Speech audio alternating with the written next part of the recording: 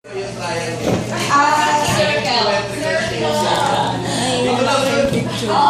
lang. Actually, misleading lang. Comment Carla, thank you so much for gracing our first year anniversary. You made it more meaningful kasi you were able to celebrate with us. So itong mga members na nandito, I just want to tell you a little bit of story kung paano nag-umpisa yung Tongkar Worldwide. It's actually 4 friends na nagka-in love sa Tongkar because of MHL. Lahat naman tayo, I guess, started with MHL, di ba? And naging worldwide kasi geographically, hiwa-hiwalay talaga kami. Ako representative of the Caribbean, may representative ng North America, meron from Middle East, tapos meron dito sa Philippines. Ngayon, hindi namin inisip na it's gonna be this big. When we started, parang ngayon lang kami na matalo ang Tongden, ang Tongkar. So what I wanted to do was to keep the Tongkar spirit alive. Kasi di ba dehado naman tayo sa MHL? Buti nila may souls yun.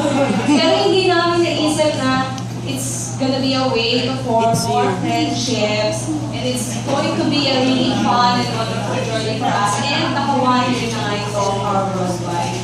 So with that, introduce ko na yung mga tao na very fundamental sa pag-grow, I would have to say, of Tongkar Worldwide. Kasi if it was just us, hindi siya possible kasi nga alalayin namin bawat isa. So introduce ko first off si Belen.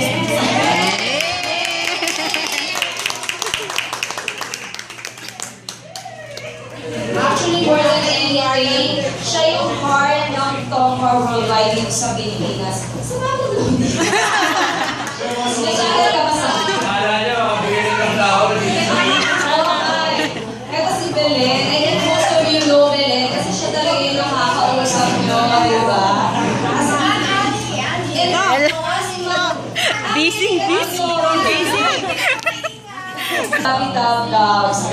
Nag-increase talaga, may so much fun yung friendship kasi ang kukulit din ng mga tabi-labs. Huwag kayong magtago, magpakilala. Si Noreen, yung mga involved sa My Dapungan Productions. Guys, I'm familiar with that. Yes, oo. Yung mga pag-iwagay ng Shiner sa My Destiny. Ayan. And sino pa yung mga kasama? Si Card, si Mike, si Chona. Hindi na po kayo kalimutan si Madam Chona. Of course. Parang no from you.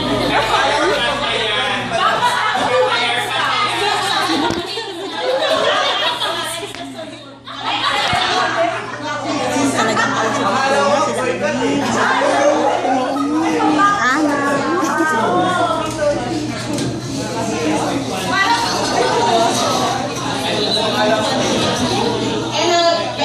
Yung mga ibang nakalimutan ko, sorry ha. Mamaya pakilala ko yun. And we're on live stream.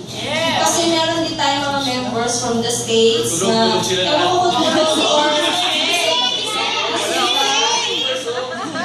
if may viewers, 0 viewers na tulog. Pero i-record siya, you have access to that. Si Divina, Delayed telecast viewing.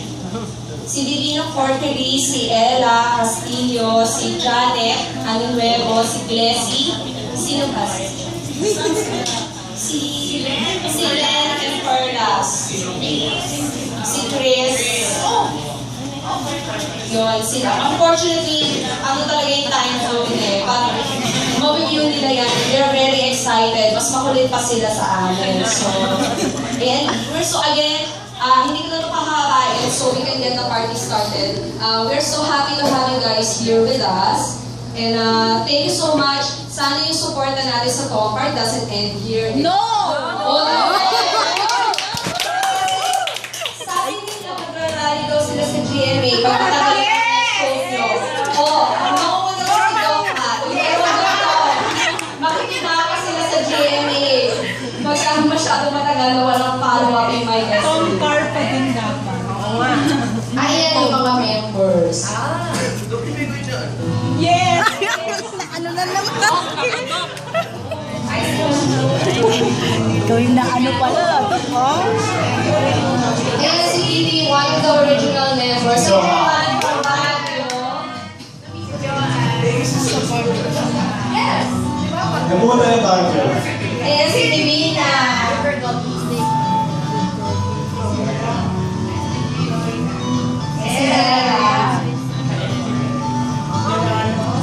Siya ang nag-isip ng Nega Compar Worldwide actually. Sa Tiglesia pala. Parang worldwide eh.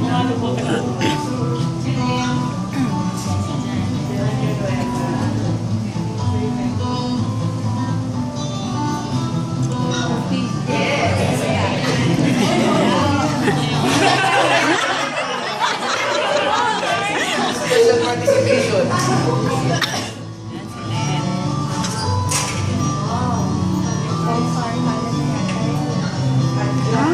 Canada pala si Adja. Ang Canada pala. Yung sila yung very active na nagpapatrend din ng My Destiny before, di ba, lahat ng hashtags. Saan yun? Kung sa ako na may picture. Okay. Sinundan ako.